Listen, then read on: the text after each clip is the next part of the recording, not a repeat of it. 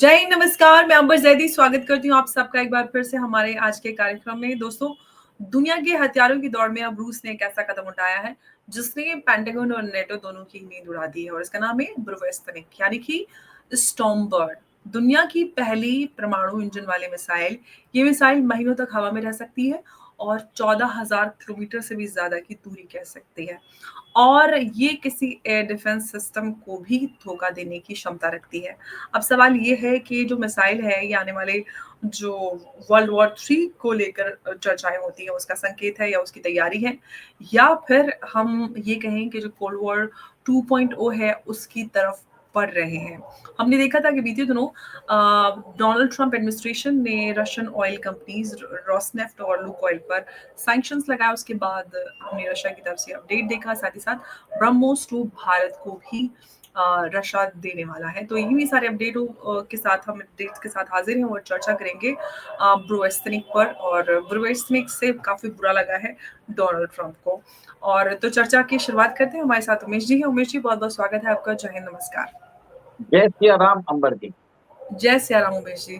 उमेश जी, अगर हम ब्रूवेस्टनिक की बात करते हैं यानी कि स्टॉर्म बर्ड, रशिया ने एक ये जो न्यूट्रल डिटरेंस की रेस में एक अलग ही मकाम बना दिया है, एक अलग जिससे अमेरिका की बात करते हैं तो अमेरिकन एडमिनिस्ट्रेशन, इनफैक्ट अमेरिकन क्या डोनाल्ड ट्रम्प एडमिनिस्ट्रेशन कहना चाहिए, काफ़ी परेशान नज़र आ रहे हैं कि क्या आप कह रहे हैं इस पूरे अपडेट और डेवलपमेंट?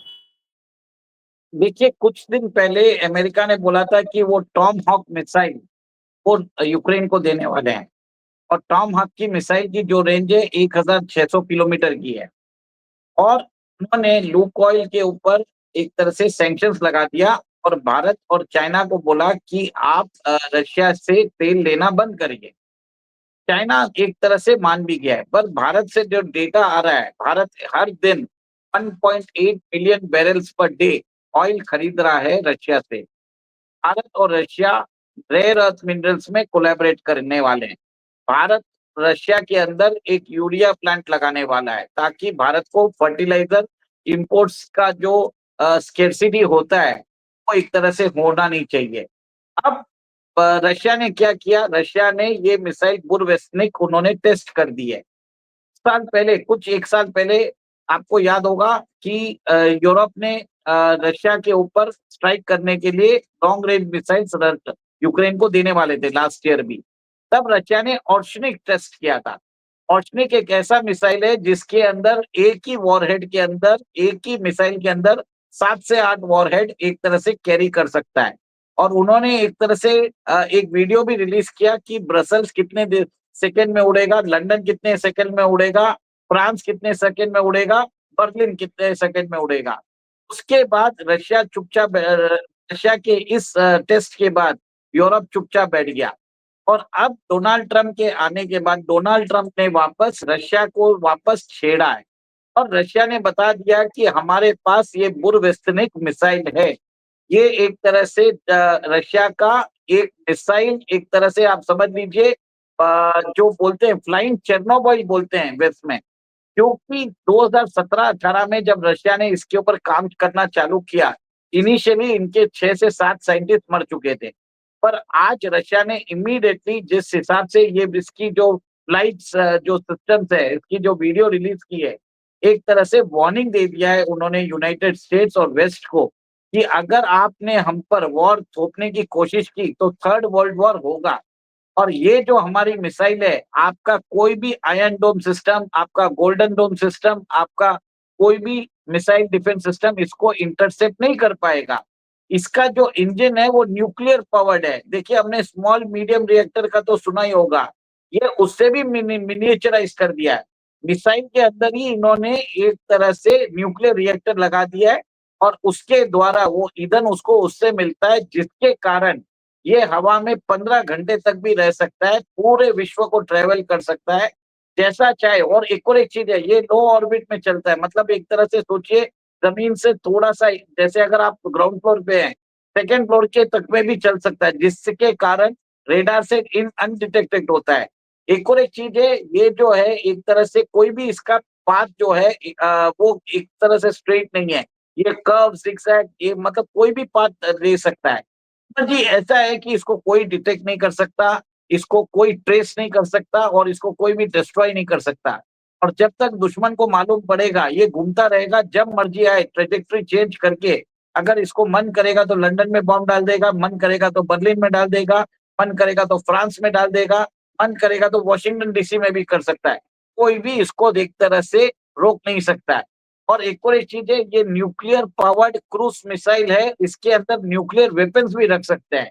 तो कहीं ना कहीं रशिया ने वेस्ट को बता दिया कि भैया हमारे पास ये मिसाइल है, आपको अगर हिम्मत है तो आप कर लो, अगर हमने अब चालू कर दिया तो आपकी बैंड बजा देंगे। इसके लिए डोनाल्ड ट्रंप बोल रहे हैं इन अप्रोप्रिएट, और ये एक तरह से करारा जवाब है। एडिशनली भारत के साथ उन्होंने बोल दिया कि हम भारत को ब्रह्मोस 2 सुपरसोनिक हाइपरसोनिक मिसाइल देंगे, जिसकी स्पीड है अराउंड 10,000 किलोमीटर पर आवर, वो इसकी स्पीड रहेगी। जो ऑर्शनिक है रशिया की, उसी का जो एक्सपोर्ट वर्जन है वो ब्रह्मोस 2 है। भारत को वो स्क्रैमजेट इंजन का वो टेक्नोलॉजी देगा।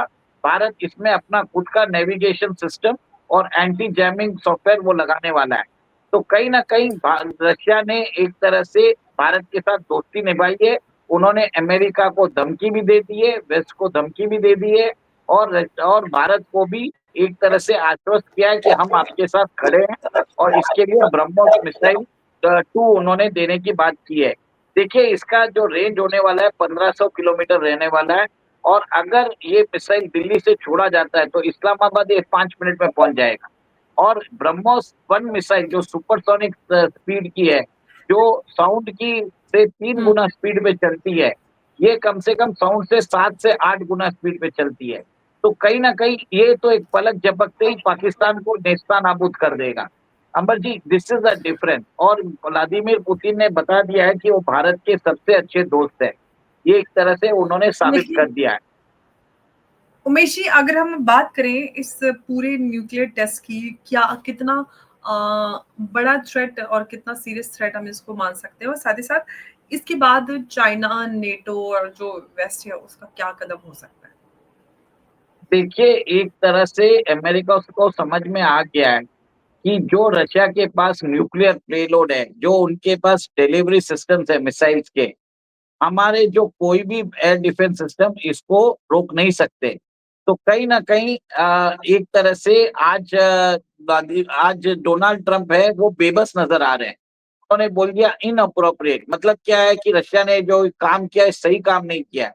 कहीं न कहीं अमेरिका के ऊपर भी दबाव पड़ेगा कि वो ये टेक्नोलॉजी को अर्जित करे, और अमेरिका के पास ये टेक्नोलॉजी है नहीं, क्योंकि रशिया के ने तो न्यूक्लियर पावर जो रहता है उसका उसको मिनिएचराइज़ कर दिया है और इसको लगा दिया मिसाइल के अंदर। आप सोचिए 15 घंटे ये मिसाइल घूमता रहा है। कहीं कहाँ पे घूम रहा है किसी को नहीं मालूम। स्पेस में भी जा सकता है, स्पेस से वापस एटमॉस्फेयर में आ सकता है। किधर घूमेगा, कैसे घूमेगा, कब मारेगा, किसी को नहीं मालूम। This is the type of, एक तरह से आज सिक्योरिटी एक्सपर्ट्स है, वेस्टर्न सिक्योरिटी एक्सपर्ट्स, उनको वापस एक बहुत बड़ा सरदर्द होने वाला है। रशिया के पास किंजल मिसाइल है, उनकी हाइपरसोनिक मिसाइल है, और उनके पास टोपोलोव मिसाइल भी है, जो वहाँ की सबसे बड़ी डेडली मिसाइल्स है। तो रशिया के पास जो उनका जो मिसाइल आर्सेनल है, कोई कोई भी उसको मैच नहीं कर सकता वर्ल्ड में। आज रशिया के बाद अगर किसी कंट्री के पास जो मिसाइल सिस्टम्स है, वो है नॉर्थ कोरिया के पास। उसके बाद भारत आता है। तो कहीं न कहीं आप ये देखिए कि रशिया जो है, एक तरह से वेस्ट के लिए सरदर्द हो चुका है। अब उनको समझ में नहीं आ रहा है कि रशिया को कैसे टेम किया जाए, रशिया को कैसे मनाया जाए, रशिया को कैसे नेगोशिएशन टेबल पे लाके उनको एक पीस एग्रीमेंट के लिए माना जाए। पर रशिया ने बोल दिया है जब तक आप हमारी बात नहीं मानते हो, हम पीस एग्रीमेंट पे साइन नहीं करेंगे। उनका सीधा है कि आपने हमारा जो $300 बिलियन का जो रिज़र्व है, जो कॉन्फिस्केट किया है, लौटाना पड़ेगा। हमने जो एरिया ले लिया है, तो आपको उसको मान्यता देनी पड़ेगी, हमारे ऊपर सैंक्शंस हटाने पड़ेंगे। ये सब 4 बात रशिया ने बोल चुके हैं। अब पुतिन मान रहे नहीं है, वेस्ट मान रहा नहीं है, क्योंकि उनके खुद के इंटरेस्ट है वॉर को कंटिन्यू करने के लिए। अब रशिया एक तरह से डायरेक्ट वार्निंग दे रहा है कि भाई साहब मान जाओ, नहीं तो हम आपकी बैंड बजा देंगे। अब सवाल उमेश जी ये उठता है, क्या क्या इस न्यूक्लियर टेस्ट के बाद अमेरिका जो है वो अपनी जो न्यूक्लियर पॉलिसी है उसको बदलने के लिए क्या मजबूर हो जाएगा? देखिए, अमेरिका ने अपनी न्यूक्लियर पॉलिसी को कैलिब्रेट कर दिया है क्योंकि रशिया मानने वाला नहीं है। अमर जी, एक चीज़ ध्यान रखिए, जिस हिसाब से ये जो काम चल रहा है कंटिन्यूअसली, जो ये युद्ध साढ़े 3 साल से ऊपर हो चुका है और युद्ध रुकने का कोई नाम नहीं दिया जा रहा है। रशिया को नुकसान पहुँचाने के लिए यूक्रेन को आर्म किया जा रहा है। Russia will consider any time this is as an act of war. Russia अभी तक तरह से बहुत लीनिएंट तरीके से पेश आ रहा है। They are not taking any punitive action. Russia के पास 6,500 न्यूक्लियर वेपन्स है, मोर देन अमेरिका ऑल्सो। तो कहीं न कहीं रशिया को एक तरह से हल्के में लेना नहीं चाहिए। ये अमेरिका को मैसेज दिया जा रहा है कि इकोनॉमिकली हम इतने बड़े ना होने के बावजूद हम आपसे लड़ सकते हैं और हम आपको मज़ा भी चखा सकते हैं। और ये एक तरह से ये देखिए कि पुतिन अभी बेग कर रहे हैं चाइनीज़ प्रीमियर शी जिनपिंग से कि आप रशिया को समझाइए, हम उनको पीस ट्रीटी करना चाहते हैं। क्योंकि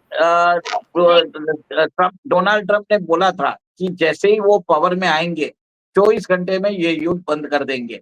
कहीं न कहीं उनकी फजीहत हो रही है। वो ट्राई कर रहे हैं कि कैसे न कैसे ये यूक्रेन युद्ध को बंद किया जाए, ताकि उनकी साख में एक और एक जो वो क्लेम करते हैं कि हमने पीस ट्रीटी कराई है, वॉर रुकवाया है, वो ये चाहते हैं। वो यूक्रेन और रशिया के बीच में युद्ध रुकवाना चाहते हैं। इसके लिए वो शी जिनपिंग से भी बातचीत कर रहे हैं। उमेश जी, सवाल ये है कि ये जो डेवलपमेंट है ये डेवलपमेंट भारत जैसे देशों के लिए क्या ये इस बात का संकेत है कि अब हमें जो टेक्नोलॉजी है डिफेंस की बात करें, अ, या फिर हम कहें मिसाइल टेक्नोलॉजी की बात करते हैं या फिर अपनी डिफेंस पॉलिसी की बात करते हैं, उस दिशा में कुछ हमें बेहतर कदम उठाने होंगे? देखिए, हम ऑलरेडी ये काम अच्छा कर ही रहे हैं। हमारा काम रशिया के साथ चल रही है। मेक इन इंडिया से ज़्यादा collaboration with Russia and make in India दोनों काम कर रहा है। ब्रह्मोस एक तरह से जीता जाता उदाहरण है और ब्रह्मोस के अंदर हम ब्रह्मोस 2 भी देख रहे हैं। कभी भी रशिया हमको ये टेक्नोलॉजी भी फ्यूचर में दे सकता है। तो कहीं न कहीं हम रशिया से न्यूक्लियर रिएक्टर्स भी ले रहे हैं और अभी हम उनसे स्मॉल मीडियम रिएक्टर्स का एसएमआर का जो है उसकी भी टेक्नोलॉजी हम उससे बात कर रहे हैं। अमर जी, एक चीज़ समझ लीजिए, Russia is a time tested partner of India. उसको मालूम है कि भारत के साथ वो आराम से एक तरह से अपना जो न्यूक्लियर कोऑपरेशन है वो कर भी सकता है, टेक्नोलॉजी शेयर कर सकता है। चाइना का कोई भरोसा नहीं है। बताया जा रहा है कि आसियान समिट से पहले उन्होंने डील कर ली है चाइना से और यूएस और चाइना ने डिसाइड कर लिया कि वो दोनों मिलके वर्ल्ड को वापस रूल करेंगे। मतलब आप ये समझ लीजिए, जो डी-डॉलराइज़ेशन और की बात हो रही थी, चाइना क्या करेगा, रशिया को एक तरह से धोखा देगा अमेरिका के साथ फेवरेबल टर्म्स के लिए। शी जिनपिंग ने वो काम चालू कर दिया है और आप ये देखेंगे एपेक समिट में जो होने वाली है साउथ अफ्रीका में, वहाँ पे शी जिनपिंग भी आ रहे हैं, वो डोनाल्ड ट्रम्प से मिलने वाले हैं। डोनाल्ड ट्रम्प आज जापान गए हुए हैं, मलेशिया से वो जापान जा चुके हैं। तो कहीं न कहीं रशिया को भी मालूम है कि वो उसको चाइना के ऊपर भरोसा नहीं कर सकता। इसके लिए वो उन्होंने इंडिया के साथ सारी टेक्नोलॉजी साझा कर रहे हैं। उन्होंने रशिया ने बोला है कि हम आपको एस-400, एस-500 के जो डिफेंस सिस्टम्स है, हम इंडिया में प्रोड्यूस करने को तैयार है, टेक्नोलॉजिकल ट्रांसफर करने को तैयार है, लोकल कंपोनेंट प्रोडक्शन वो भी हम आपको अलाउ करेंगे, एक्सपोर्ट भी आप कर पाओगे और इसका जो एमआरओ फैसिलिटी है, उसको भी आप मेंटेन कर पाओगे। तो कहीं न कहीं रशिया एक तरह से भारत के साथ उनकी हमारी प्रोग्रेस में इन्वेस्टेड है। बिल्कुल, लेकिन उमेश जी, अब सवाल ये है कि का कहीं ये जो डेवलपमेंट या फिर हम इन वेपन्स की बात कर रहे हैं, क्या ये आने वाले समय में या फिर ये कहें कि क्या ये सिर्फ़ वॉर के लिए इस्तेमाल होंगे या फिर हम ये कहेंगे एक जियोपॉलिटिकल ब्लैकमेलिंग टूल हम इसको कह सकते हैं? देखिए, ये सब जो वेपन सिस्टम्स होते हैं, उसका इस्तेमाल नहीं होता है, बस दिखाते हैं कि हमारे पास है, आप अपनी हद में रहो। और रशिया ने एक तरह से चेतावनी के लिए ये टेस्टिंग किया है और उनके पास ये टेक्नोलॉजी पहले से ही थी। रशिया के पास और भी मिसाइल्स है, उसने अभी तक बताया नहीं है। उसको जब बताना रहेगा, वो एक वक़्त आने पे एक अपने कार्ड्स खोलेगा। और पुतिन पहले भी एक केजीबी ऑपरेटिव रह चुके हैं। उनको जियोपॉलिटिक मैन्यूवरिंग, जियोपॉलिटिक नेगोशिएशंस उनको मालूम है कैसे होता है। They have to do negotiations from the point of strength, not from the point of weakness. जब आप स्ट्रेंथ दिखाओगे, आप फेवरेबल टर्म्स पे अमेरिका के साथ नेगोशिएट कर सकते हो। इसके लिए ये इन्होंने ये जो मिसाइल है उसकी टेस्टिंग की है।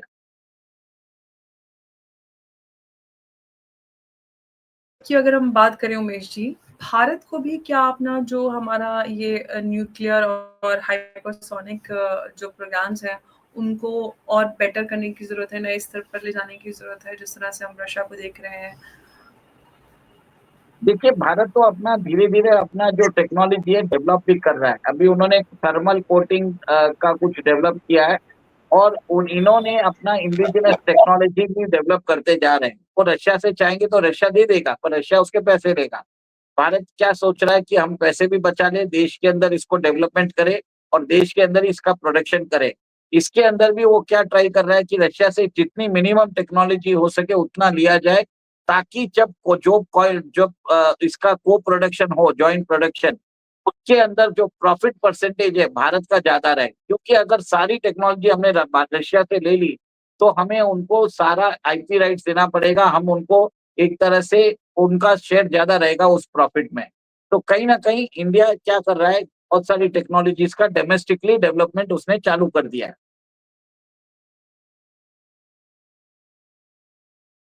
इन मिसाइल्स की बात करें, तो क्या ये मिसाइल जो है, या हम इन मिसाइल इंजन कहना चाहिए, या मिसाइल एटॉमिक इंजन वाली जो मिसाइल्स हैं, ये आने वाले जो समय है उसमें जो इंटरनेशनल सिक्योरिटी का एक ढांचा है, या पूरा सिस्टम है, उसके लिए तो खतरा नहीं बनेगी? नहीं, ऐसा कुछ होने वाला नहीं है। देखिए, रशिया को मालूम है ये टेक्नोलॉजी वो किसी को देने वाला नहीं है और उसको ये सब स्टेट में क्लोज़ली गार्डेड सीक्रेट्स रहता है वेस्ट को डराने के लिए। और रशिया के पास इससे भी खतरनाक मिसाइल्स हैं। मैं आपको ये भी बता देता हूँ। उन्होंने अभी तक बताया नहीं है और पुतिन जब तक आते हैं, उन्होंने पहले काम किया था क्रीमिया के इन्वेशन के बाद उन्होंने मिसाइल्स को डेवलपमेंट के लिए डाल दिया था। उनको मालूम था कि आगे जाके उनको वेस्ट से झगड़ा करना पड़ेगा। इसके लिए वो पहले से ही रेडी थे।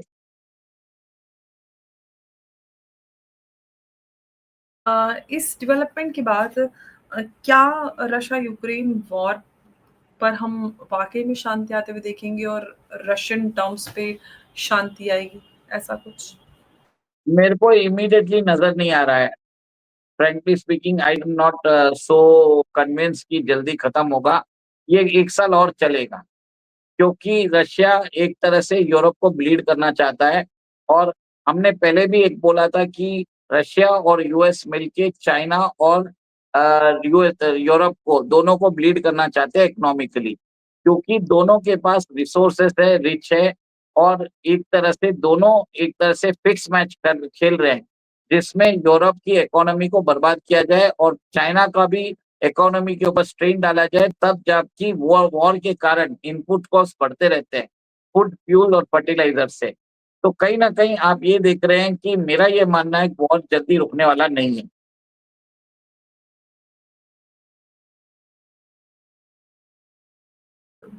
हुँ, तो हम ये कह सकते हैं, अगर पूर्वस्तनिक भी फ़िलहाल शांति लाने में सफल नहीं हो पाएगा। लेकिन जितना पूर्वस्तनिक का बुरा डोनाल्ड ट्रंप को लग रहा है, वो उसके पीछे का क्या कारण है? देखिए, डोनाल्ड ट्रम्प को एक तरह से अब वो रशिया के सामने टर्म्स नहीं रख पाएँगे। He will bow down in he has to bow down in front of Putin. और पुतिन जब मिलेंगे, वो एक तरह से साइकोलॉजिकल गेम खेलेंगे ट्रम्प को एक तरह से झुकाने के लिए। ट्रम्प जो बदमाशी कीर स्टारमर के साथ करते हैं, मैक्रोन के साथ करते हैं, पुतिन के साथ वो नहीं करेंगे। को मालूम है कि ये जो आदमी है केजीबी ऑपरेटिव है और अगर इसने डिसाइड कर लिया, तो वो अमेरिका को भी तबाह कर सकता है। ये डोनाल्ड ट्रम्प को मालूम है। तो कहीं न कहीं ये है कि जो ट्रम्प हैं, प्रेज़ेंट ट्रम्प, वो इस नेगोशिएशन में, या जो पीस टॉक है बिटवीन रशिया एंड यूक्रेन, उस पर थोड़ा यहाँ पर आप पीछे बैकफुट पर हम कह सकते हैं कि नज़र आ रहे हैं, क्योंकि अभी जो वो शी जिनपिंग से मुलाकात हुई उसमें भी उन्होंने रशिया और यूक्रेन पीस टॉक की बात की है हमसे। यस, बरोबर है, आपकी बात सही है। अभी जो पीस टॉक होने वाली थी बुडापेस्ट में, वो कैंसल भी हो गई थी, और वो कैंसल भी इसके लिए हुई थी क्योंकि यूक्रेन को टॉमहॉक मिसाइल देने की बात की गई थी। रशिया अमेरिका ने बोला था कि हम यूक्रेन को टॉमहॉक मिसाइल देंगे। इसके लिए ये जो मीटिंग है उसको रद्द कर दी गई। जी, बिल्कुल। और अब देखते हैं कि बुरवेस्टरिंग के बाद जो ये बड़ा डेवलपमेंट है और काफ़ी अहम डेवलपमेंट है, और क्या हम रशिया यूक्रेन वॉर पर भी कोई बड़ा अपडेट देख पाएँगे, और रशिया यूक्रेन वॉर पर हम पीस आते हुए या शांति स्थापित होते हुए हम जल्दी देखें, जो कि डोनाल्ड ट्रंप का प्राइम उद्देश्य नज़र आता है, जो कि वो कहते हैं एज़ ही से। खैर, फिलहाल हम बुरवेस्टरिंग पर बात कर रहे थे, और उमेश जी हमारे साथ इस चर्चा में जुड़े। उन्होंने सभी जो पॉइंट्स हैं, किस तरह से ये काम करेगा, क्या कैपेसिटी है, और क्या इसकी स्ट्रेटेजिक इम्पोर्टेंस है, और क्या कितना अहम ये आने वाली जो इंटरनेशनल सिक्योरिटी है उसके लिए ये अहम अहमियत रखता है। वो सारे पॉइंट्स बताए उसके लिए आपका बहुत-बहुत धन्यवाद। नमस्कार, जय हिंद, जय भारत। जय सिया राम। जय श्री राम उमेश जी। धन्यवाद।